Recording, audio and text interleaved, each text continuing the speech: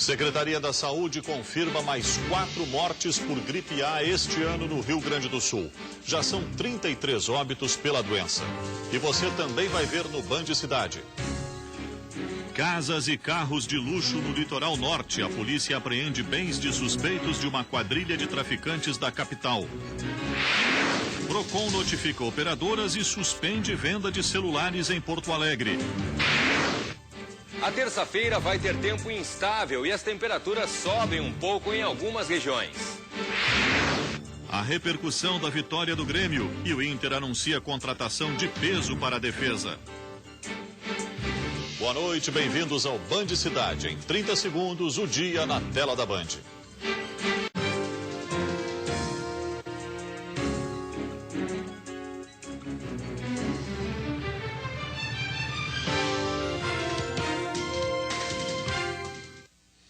Apreendido R$1,5 milhão em bens que tinham sido comprados por uma quadrilha de traficantes de drogas de Porto Alegre.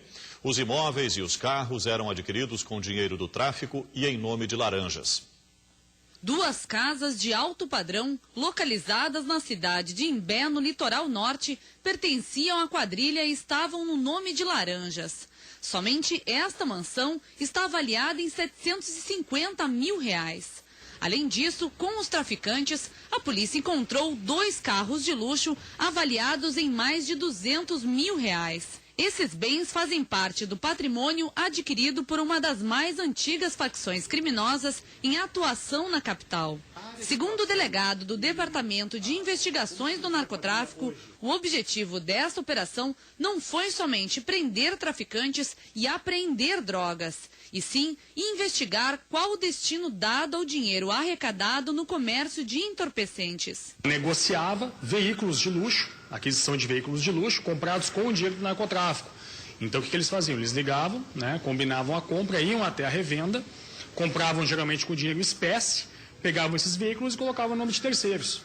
Da mesma forma os imóveis. As investigações da Polícia Civil iniciaram em outubro do ano passado aqui na Vila Maria da Conceição. Até agora já foram presos 35 membros da quadrilha e apreendidos 28 quilos de maconha, 3 quilos de cocaína e cerca de 3 mil pedras de crack. Junto com os traficantes, a polícia prendeu 2 mulheres que emprestavam seus nomes para a compra de imóveis e objetos e o empresário dono de uma revenda de automóveis que fazia a intermediação e a lavagem de dinheiro. Eles emprestavam um nome, eles davam o CPF, o nome completo, justamente para que esse pessoal pudesse colocar os automóveis e o imóvel, para não aparentar serem justamente dos traficantes.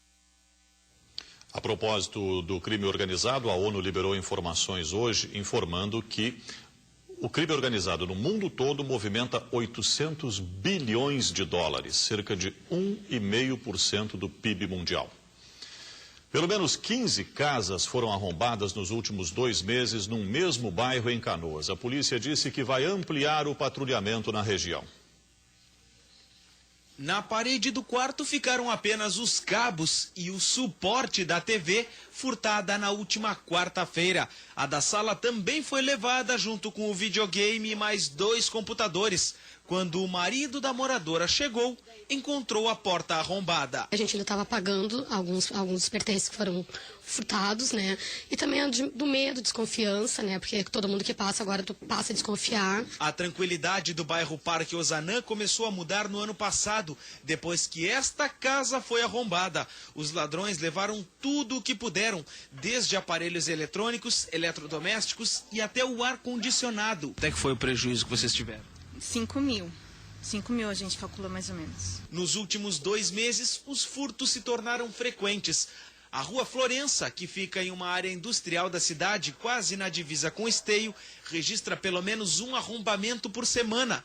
As moradias de classe média alta chamam a atenção dos ladrões. Eles já entraram em pelo menos 15 das 45 casas. A rotina de furtos obrigou os moradores a tomar medidas. Nesta casa, por exemplo, foram colocados cães para guarda. Além disso, em outras foram instalados alarme e cerca elétrica. Só que fora isso, os moradores ainda criaram um e-mail para trocar informações da vizinhança. nós tivemos que ir de casa em casa e convocar todos os moradores da rua e contratar uma segurança particular. Um segurança passou a monitorar a rua enquanto os moradores trabalham.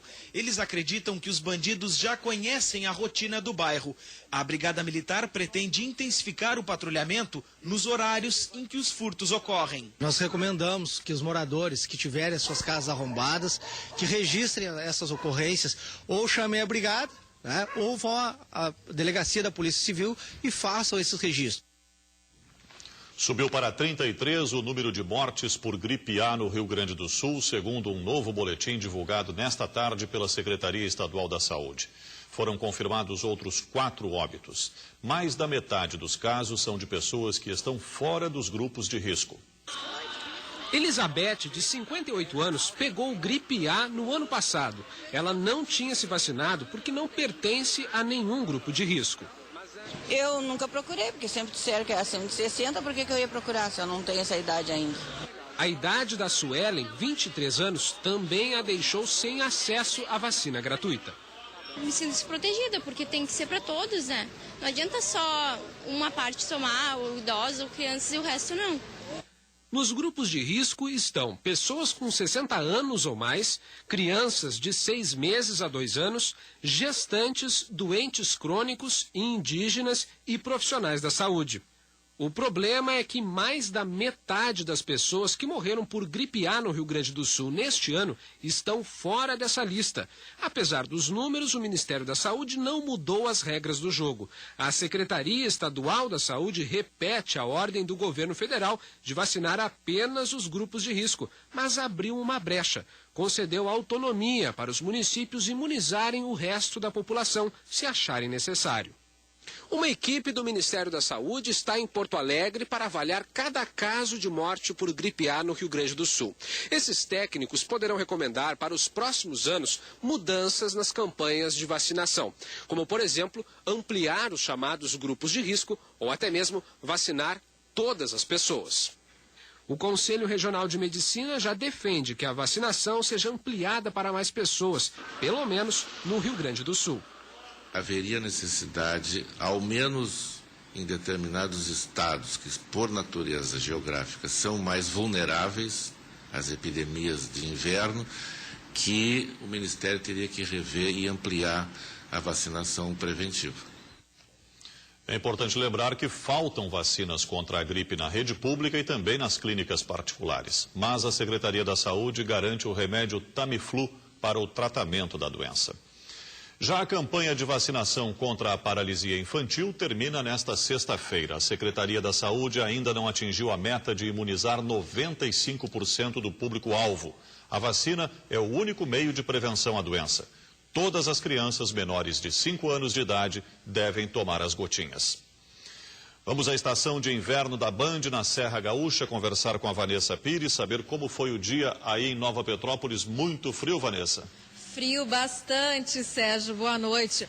O dia começou gelado aqui. Teve um pouquinho de chuva, bastante neblina no início da manhã. Só que por volta do meio-dia, no início da tarde, o sol apareceu brindando os turistas que estavam aqui tirando fotos, passeando aqui no Jardim da Serra Gaúcha. Só que agora, no finalzinho da tarde, a temperatura voltou a cair. Não faz neblina, não chove, mas a temperatura nesse momento é de 9 graus. Um friozinho até suportável, não é mesmo? Só que agora a gente vai saber como é que fica a previsão do tempo com o Cláudio Andrade. Cláudio, pelo visto, não foi só aqui que a semana começou gelada. Boa noite. Boa noite, Vanessa. Boa noite a todos. É verdade, viu? Aliás, nós tivemos temperaturas negativas no estado. Em São José dos Ausentes, nos campos de cima da serra, hoje fez 1 grau abaixo de zero. Por lá, o dia começou assim, nublado. No mesmo, foi preciso muita roupa para enfrentar, quem saiu cedo para enfrentar o frio, quem saiu cedo de manhã, lá em São José dos Ausentes. Já em outro lugar, em Santa Vitória do Palmar, nós tivemos aí um tempo mais aberto, com sol, mas também com bastante frio de qualquer maneira e temperaturas próximas de 0 grau. A boa notícia para quem não gosta tanto de frio é que nós devemos ter uma gradual elevação das temperaturas nos próximos dias. E é isso que a gente confere agora nos mapas. Amanhã, 2 cidades ainda ficam com temperaturas negativas. A mais baixa vai ser em Bom Jesus, menos 1 grau. Em Ijuí, 5 graus e Uruguaiana, mínima de 3 graus. Mas a elevação das temperaturas vai ser mais sentida à tarde. O sol predomina e só chove fraco na Serra e Litoral Norte. À tarde faz 17 graus em Santa Maria e Nova Petrópolis. Durante a semana, o frio diminui de forma lenta e as temperaturas sobem 1 ou 2 graus por dia. O PIB gaúcho recuou 1,8% no primeiro trimestre de 2012, em comparação com o mesmo período do ano passado. De acordo com a Fundação de Economia e Estatística, este dado é da Fundação. Afonso Ritter, qual foi o principal motivo deste recuo? Boa noite. Boa noite. O principal vilão foi a estiagem, que provocou o recuo da agropecuária em 27%, com destaques negativos para arroz, fumo e milho. Mas a indústria também teve sua parte, pois cresceu apenas 0,9%, ficando para os serviços, neles incluídos o comércio e a administração pública, a salvação com 2,54% de expansão. Isso fez com que o PIB estadual ficasse longe da variação do nacional, que cresceu pouco, 0,8% no trimestre, mas cresceu. Será que no segundo trimestre a gente vai ter algum crescimento? Quais são as projeções? Que nada. Na avaliação da Fundação de Economia e Estatística, o segundo trimestre, que terminou agora em junho, deve registrar quedas maiores ainda, porque incluirá a soja, que foi ainda mais atingida pela estiagem. E, pelos números nacionais, indústria e serviços não vão ajudar, porque estão em desaceleração. Tanto que todas as semanas são refeitas as projeções para baixo. Portanto, a estreia da Fundação de Economia e Estatística na divulgação do PIB trimestral gaúcho, até então apenas anual, não poderia ter sido em pior momento. Bom, obrigado, Afonso. Boa noite. Falando em economia, em consumo, o PROCON vai multar a companhia aérea TAM em R$400 mil. A empresa foi notificada depois de não apresentar uma defesa sobre o cancelamento dos voos que ligam Porto Alegre a Buenos Aires. A rota deixou de ser oferecida no dia 2 de julho. Segundo o Código de Defesa do Consumidor, a TAM deveria ter avisado por escrito as agências de viagens e os passageiros com bilhetes já comprados de que o voo não seria realizado e acomodá-los em aviões de outras companhias. Funcionários da Agência Nacional de Vigilância Sanitária entraram em greve nesta segunda-feira. No Aeroporto Internacional Salgado Filho, em Porto Alegre, o balcão de atendimento estava vazio. De acordo com o sindicato da categoria, a demora na fiscalização das aeronaves pode acarretar possíveis atrasos de voos. Já nos portos, os trabalhadores realizam piquetes em Uruguaiana, São Borja e em Rio Grande. Os funcionários reivindicam reposição salarial, plano de carreira e reestruturação dos postos. A Anvisa é responsável pela fiscalização de cargas que entram no país. A greve é por tempo indeterminado. Veja a seguir, em decisão inédita, PROCON suspende venda de novas linhas de celulares. E ainda hoje, Internacional vai às compras mais uma vez e contrata zagueiro de seleção.